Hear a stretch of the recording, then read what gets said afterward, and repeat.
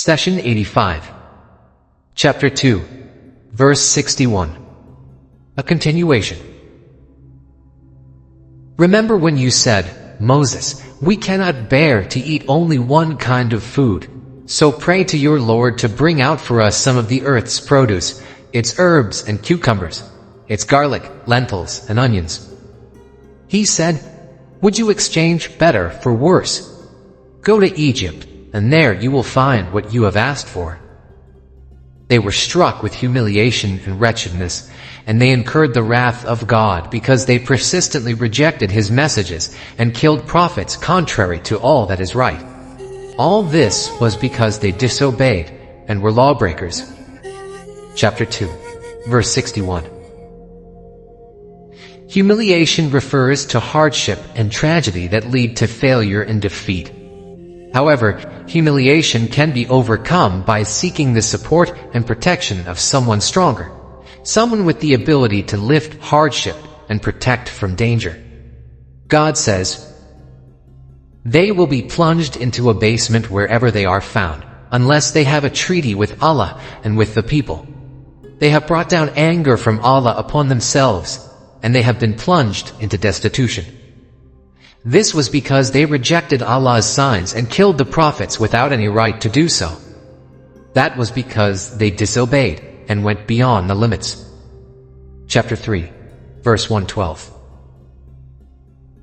Take the example of the treaty made between Prophet Muhammad and the Jewish tribes of Medina.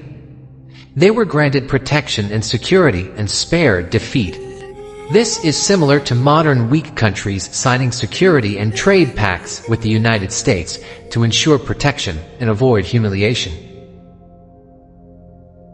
The term struck with is the term we use to describe the process of striking metal coins to imprint them with the markings for money, meaning the mark is visible and everlasting.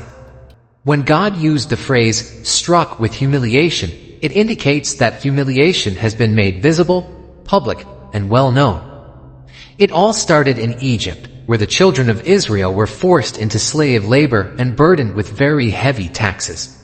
Even the rich used to walk the streets dressed in wretched torn clothes in order to hide their wealth and avoid taxes. And they incurred the wrath of God. Why did they earn such anger from God? Because they persistently rejected His messages and killed prophets, contrary to all that is right. All this was because they disobeyed and were lawbreakers. Remember that the Israelites were blessed with many prophets to guide them and keep them on the right path. However, often this guidance was exchanged for small worldly gain. God says, those are the ones who have purchased error in exchange for guidance. So their transaction has brought no profit, nor were they guided. Chapter 2, Verse 16. The real problem went much deeper, because on many occasions, things went as far as killing the prophets. Let's take a moment here to clarify the difference between prophets and messengers. Allah sent mankind prophets and messengers to convey His teaching and to lead by example. A messenger carries a new heavenly message, teaches it to his people, and practices it among them. A prophet, on the other hand, serves as a practical example and a reminder for his people, but he does not carry a new message. Thus, every messenger is a prophet, but not every prophet is a messenger. For example, messengers Muhammad, Jesus, Moses, Abraham, David, peace be upon them, all brought new messages and new scriptures. They were also prophets because they practiced the new message and led by example.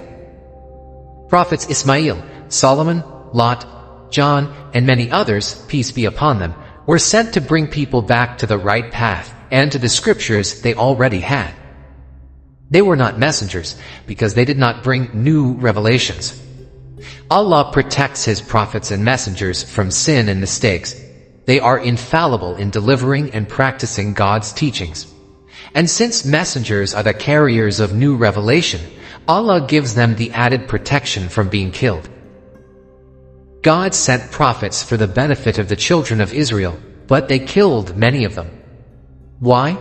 Because the prophets exposed their denial, disobedience, and rejection of the scripture. Many Israelites were benefiting from unlawful means, unlawful trade, and usury. Many of their scholars abused religion to gain status and misguide people. All this was exposed, and all the worldly benefits were under threat when a new prophet came to help the people. The children of Israel conspired against and killed some of their prophets in order to protect their worldly gains, and thus earned God's anger and punishment. This model continues till today. When you look around, you often see corrupt, greedy people, regardless of their declared faith, trying to harm those who are fair and follow God's path. In corrupt societies, the honest person is often viewed as an obstacle that needs to be removed.